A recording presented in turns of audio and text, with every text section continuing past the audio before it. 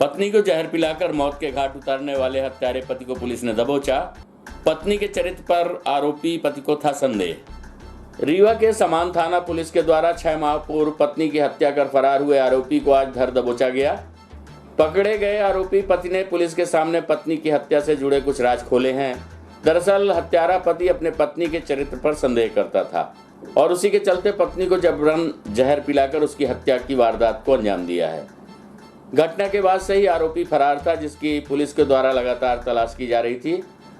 आरोपी के ऊपर पुलिस ने 10,000 का इनाम भी घोषित किया था। 6 माह पूर्व जहर पिलाकर पत्नी की हत्या करके फरार हुए आरोपी पति को समान थाना पुलिस ने गिरफ्तार कर लिया है। आरोपी अपने एक दोस्त के माध्यम से दर्ज मामले की जानकारी लेने के लिए थाने आया था, तभी पुलिस ने उसे गिरफ्तार कर लिया। बताया जा रहा है कि आरोपी को पत्नी के चरित्र पर संदेह था, जिस पर उसने इस खौफनाक घटना को अंजाम दिया।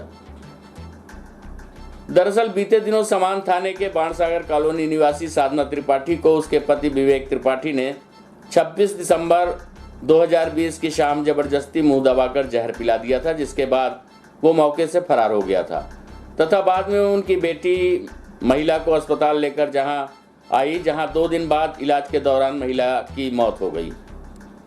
जांच के बाद पुलिस ने 13 फरवरी को आरोपी के खिलाफ हत्या का मामला दर्ज किया था। फरार आरोपी के खिलाफ पुलिस अधीक्षक ने 10,000 रुपए का इनाम भी घोषित किया था।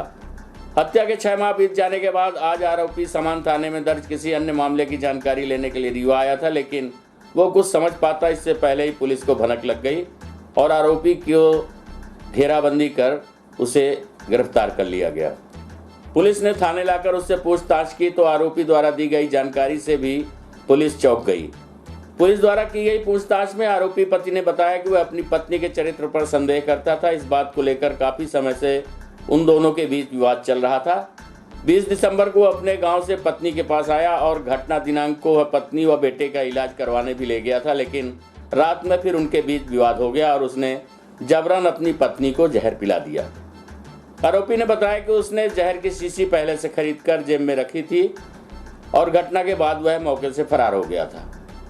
शादी के बाद से ही पति पत्नी के बीच होता था विवाद। पुलिस की माने तो पति और पत्नी दोनों के बीच शादी के बाद से ही विवाद चल रहा था, जिस पर पति ने अपने गृह ग्राम उत्तर प्रदेश के प्रतापगढ़ जिला में तलाक के लिए केस भी दायर कर रखा था। रीवा में महिला ने भी गुजारा भत्ता के लिए केस लगाया था। वर्ष 2012 से 18 तक दोनों अलग रहते थे, लेकिन बाद में रीवा न्यायालय ने काउंसिलिंग के बाद दोनों को एक साथ रहने का आदेश दिया, जिसके बाद वे एक साथ तो रहने लगे, लेकिन दोनों के बीच विवाद कम नहीं हुआ। आरोपी पति अक्सर पत्नी पर चारित्रिक लांछन भी लगाता था।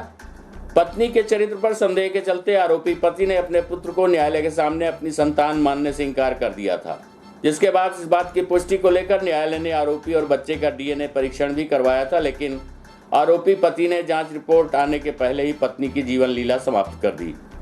वहीं पत्नी की मौत के बाद डीएनए जांच की रिपोर्ट के बाद बच्चा उसकी ही संतान निकला। प्रस्तुत है इस संबंध में थाना प्रभारी समान सुनील गुप्ता से प्राप्त जानकारी के अंश।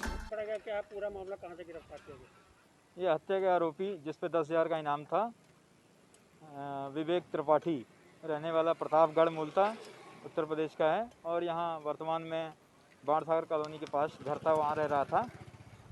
ये इसके द्वारा अपनी पत्नी को जहर देकर 26 दिसंबर 2020 से घर से फरार हो गया था और मोबाइल बंद कर लिया था। बच्चे लोग कॉल कर रहे थे, नहीं उठाया और ये अब जाके पकड़ में आया, जिसे गिरफ्तार कर जेल भेजा गया है। सर, इसने कुछ हत्या का कारण भी बताया किस वजह से इसने?